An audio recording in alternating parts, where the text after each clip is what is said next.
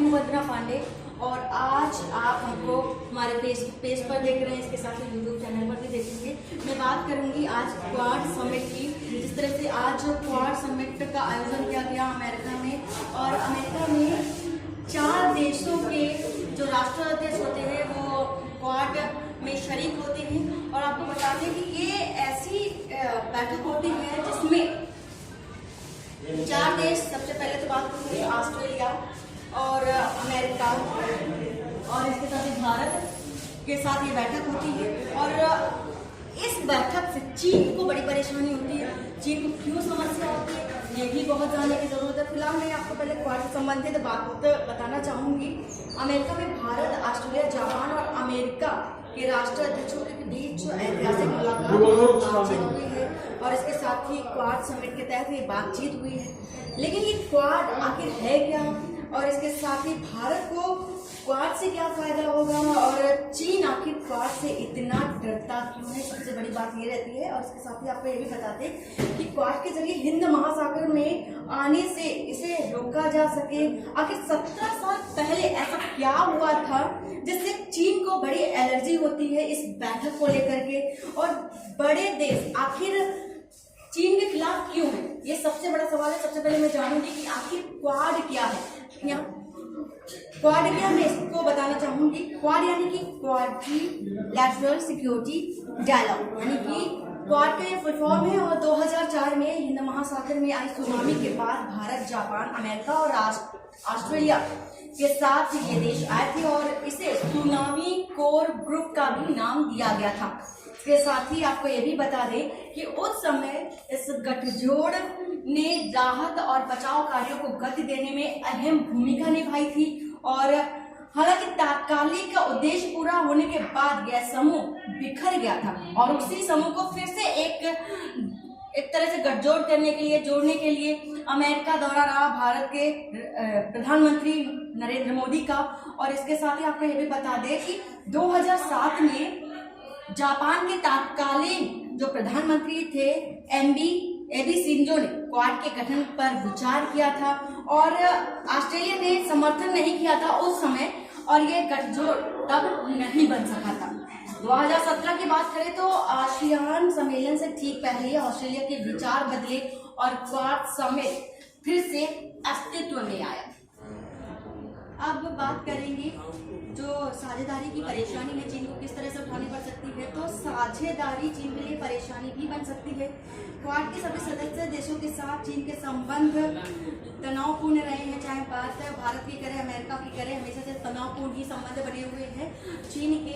America के साथ साथ चीन की तनातनी जग जाहिर है, हम सभी जानते हैं। लेकिन इससे पहले वहीं कोरोना महामारी की स्रोत की बात करें तो चीन से ही उठी थी, जिसको लेकर के भारत और चीन के बीच के जो संबंध थे बेहद तनावपूर्ण हो चुके थे। इसके बाद ऑस्ट्रेलिया भी चीन के आर्थिक प्रतिबंध पर डोल रहा है और भारत और जापान का चीन के साथ सीमाई विवाद है। इससे पहले हम सभी जानते हैं कि भारत और जापान का जो सीमा विवाद है वो चीन को लेकर के हमेशा से चलता ही आ रहा है। हमेशा आप आए दिन अखबारों और टीवी चैनल के माध्यम से देखते ही हैं।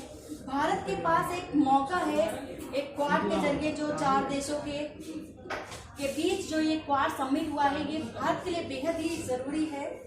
तो इसके बारे में भी हम जानेंगे। अब भारत के पास एक मौका है, भारत के पास वो क्या मौका है इसके बारे में भी जानेंगे हम।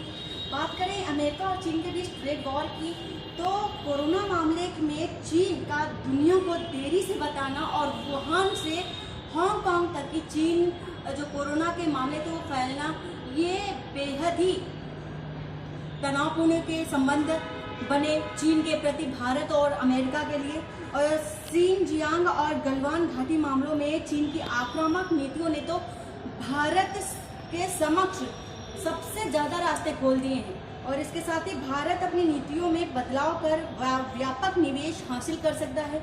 और इसके साथ ही बात करें रोजगार की, तो रोजगार की स्थिति में भी कई हद तक सुधार होने की भी संभावना जताई जा रही है और क्वाड में भारत की अहमियत बढ़ेगी। इसके साथ ही क्वाड के सदस्य देश संयुक्त सैन्य अभ्यास करते हुए साइबर सिक्योरिटी सिस्टम को मजबूत और डिफेंस डिप्लोमेसी भी बढ़ा सकते हैं।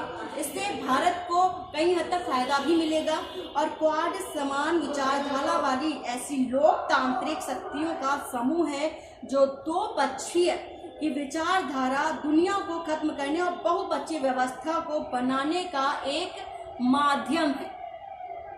अब जानना ये भी अहम जरूरत है कि क्वाड से अमेरिका को क्या हित होगा, क्योंकि अमेरिका में क्वाड की समिट हुई है और 4 राष्ट्रों को लेकर के ये समिट की गई है, तो अमेरिका को किस तरह से लाभ होगा ये भी जानना बेहद ही ज़रूरत है और ज़रूरी भी है। इसके साथ ही क्वाड के अन्य देशों के साथ गठजोड़ कर अमेरिका के लिए स्वाभाविक है और ऑस्ट्रेलिया और जापान से उसकी संधियां हैं और भारत उसका महत्वपूर्ण रणनीतिक साझेदार भी है। डोनाल्ड ट्रंप के प्रशासन ने इन देशों के साथ संबंधों को मजबूत किया और अब बाइडेन प्रशासन भी क्वाड को आगे बढ़ाने की चाह रख रहा है और आगे बढ़ा भी रहा है। इसके साथ ही बात करेंगे जापान के लिए भी कुछ ये हितकारी भी हो सकता है। वो कैसे हो सकता है ये भी हम आपको बताएंगे। जापान के पूर्व प्रधानमंत्री एबे शिंजो और मुक्त हिंदू प्रशांत क्षेत्र सुनिश्चित करने की दिशा में क्वाड के महत्व को स्वीकारते थे और क्वाड का गठन भी आपको पहले ही बताया है कि शिंजो एबे ने किया। उन्होंने ट्रंप प्रशासन को इसके लिए तैयार करने में भूमिका भी निभाई थी। जापान दुनिया भर से अपने कारोबार के लिए समुद्री रास्ते पर बहुत हद तक निर्भर करता है और इसके साथ ही जापान की रक्षा बलों ने ऑस्ट्रेलिया और भारत के लिए संबंधों को मजबूत किया है। साथ ही उसने पूरे क्षेत्र में मैन्युफैक्चरिंग, ट्रेड और इंफ्रा विकास के निवेश करने के लिए भी अहम कदम उठाया था। इस क्षेत्र में चीन की सक्रियता क्वाड के अन्य देशों की तरह ही जापान के लिए भी एक चिंता का कारण भी बना हुआ है। जापान इस क्षेत्र में चीन की आर्थिक गतिविधियों पर पूरी तरह से नजर बनाए हुए हैं और इसके साथ ही चीन की बढ़ती दखल को रोकने के लिए वह दक्षिण पूर्व एशिया के देशों को सहयोग व कारोबार का नया विकल्प देना चाहते हैं। तो यह जानेंगे कि क्वाड से अमेरिका को क्या हित होगा। क्वाड के अन्य देशों के साथ गठजोड़ अमेरिका के लिए स्वाभाविक ही है। ऑस्ट्रेलिया और जापान से उसकी संधियां हैं और भारत उसका महत्वपूर्ण राजनीतिक साझेदार भी है।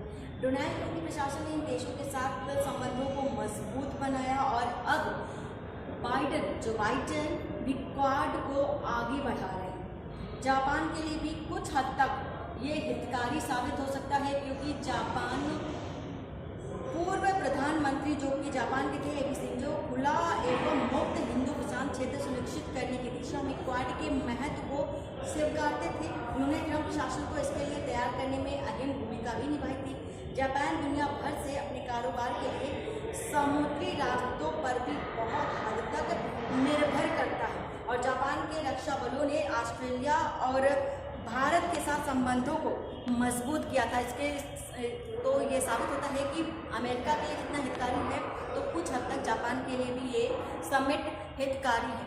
तो आज क्वाड समिट हुआ 4 राष्ट्र देशों के बीच, 4 राष्ट्र अध्यक्षों के बीच। इसका मेन जो मुख्य भूमिका रही थी वो ही सुनामी के बाद ही इस क्वाड समिट का आयोजन किया गया था। फिलहाल हमारे इस वीडियो में इतना ही, बाकी के अन्य वीडियो में आप हमारे साथ बने रहिए। नमस्कार।